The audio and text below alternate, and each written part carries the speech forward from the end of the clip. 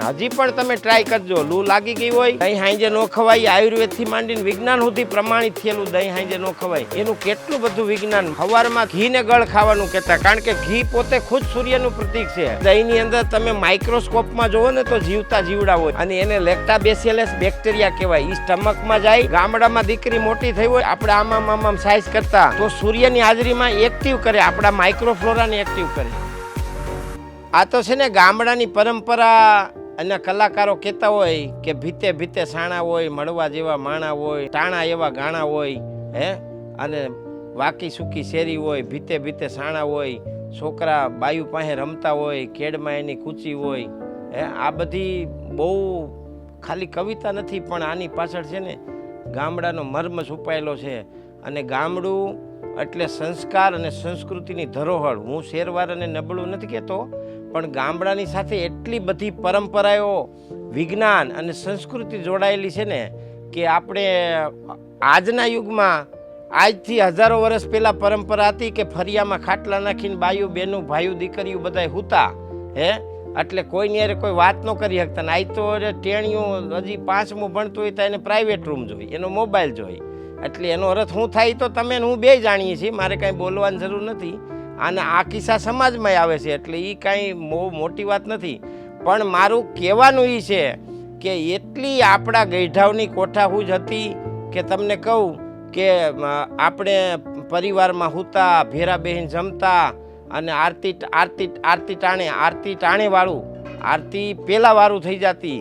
આ બધાય નિયમ હતા. આરતી એટલે 7 વાગે થાય ગામડામાં મંદિરની, અને મંદિરની આરતી આખી ઘડિયાળ હતી. અમારા ગામમાં બાપભાઈ પૂજારી 5 વાગે એટલે એક ડંકો મારે, એક ડંકો 2 ડંકા મારે, એટલે ગામના માણસોને જે સવારે 5 વાગે જવાનું હોય એ એના સંકેત હતા. એટલે એ આવી જાય, અને પછી જઈને પહેલાં 2 ડંકા મારી દે, મંદિર સાફસૂફ કરીને બધું ભગવાનની પૂજાની આરતીની તૈયારી કરે, તો ઓલા લોકો આવી જાય ને પછી આરતી થાય. કારણ કે આરતી એકલા ન થાય, પહેલાં ઝાલર વગાડીને કરતા, નગારા વગાડીને કરતા.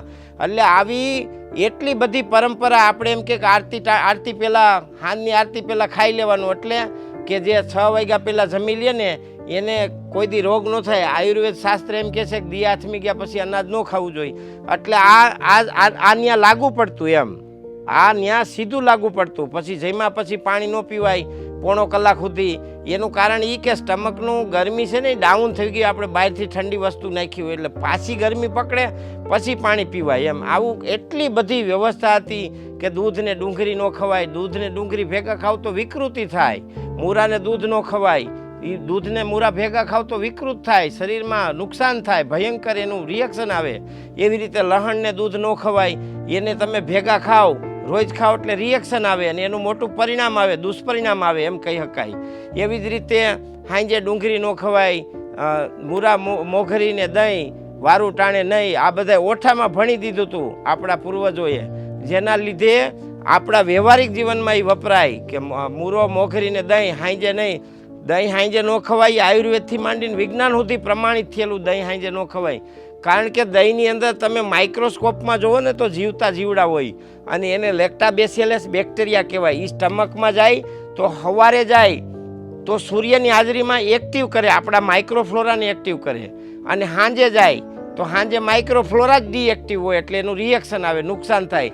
પછી દહીંને તીખા વઘારીને ન ખવાય, દહીંને ઊનું કરીને ન ખવાય, કારણ કે દહીંમાં જીવાણુ હોય મરી જાય, એટલે એ માંસાહાર થઈ ગયો. એવી રીતે એટલી બધી આપણે આમાં સાઇઝ કરતા એનું કેટલું બધું વિજ્ઞાન, માટલામાં સાઇઝ કરતા એનું કેટલું બધું વિજ્ઞાન, કે જે દહીંની અંદર લેક્ટાબેસિલસ બેક્ટેરિયા છે એ મરે નહીં.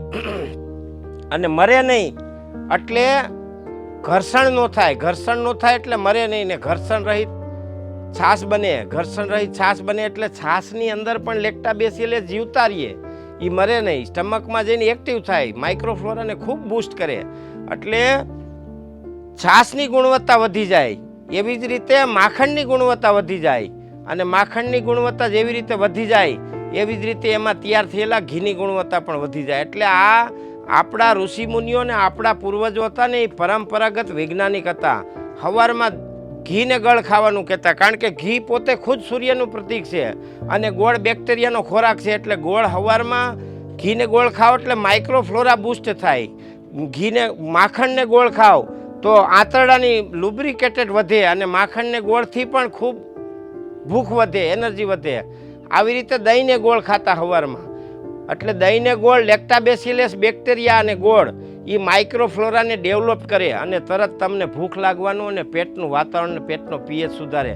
આવી જ રીતે ઉનાળામાં ડુંગળી ખાતા. અમે પોતે ધૂંબો મારીને વાડીએ ભાતમાં ધૂંબો મારીને ડુંગળી શાહીમાં નાખી દેતા અને એ શાહી પીતા ને એ ડુંગળી ખાતા.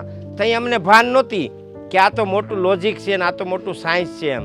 પણ હવે ખબર પડી કે દહીં દૂધને ઓલી શાહીને ડુંગળી જે ખાતા એનાથી માણસને લૂ ન લાગે, એટલે શાહીને ડુંગળી ખાતા. ને હજી પણ તમે ટ્રાય કરજો, લૂ લાગી ગઈ હોય તો 1 ચમચી ડુંગળીનો રસ 1 ગ્લાસ છાશમાં સિંધાલું મીઠું નાખીને પીજો, તરત પેશાબની બળતરા ઊનવા હોય ને ઊનવા એમાં શાહીને ડુંગળી પીવો તરત બંધ થઈ જાય.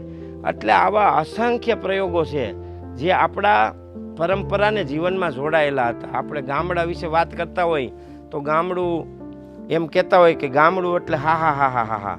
મિત્રો, પણ ગામડું એટલે હા હા હા હા નહીં. ગામડું એટલે સંસ્કૃતિનો વારસો, ગામડું એટલે સંસ્કાર ને સંસ્કૃતિની ધરોહર. ગામડામાં દીકરી મોટી થઈ હોય, આજ મારી ઉંમરના બહેનો હોય છે 50 વર્ષના, એને તમે પૂછજો, છઠ્ઠીના ગીત જુદા હોય, પારણીએ પોઢાડવાના ગીત જુદા હોય, કર્ણવેદનના જુદા હોય, એને અન્ન સંસ્કારના જુદા હોય, એના વિદ્યારંભ સંસ્કારના ગીત જુદા હોય, સગાઈના ગીત જુદા હોય, લગ્નના ગીત જુદા હોય.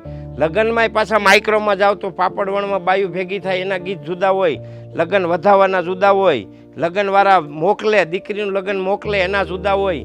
એવી જ રીતે વરરાજોને હામૈયા કરવા જાય, એનું સ્વાગત કરે હામૈયા કરીને, એના ગીત જુદા હોય.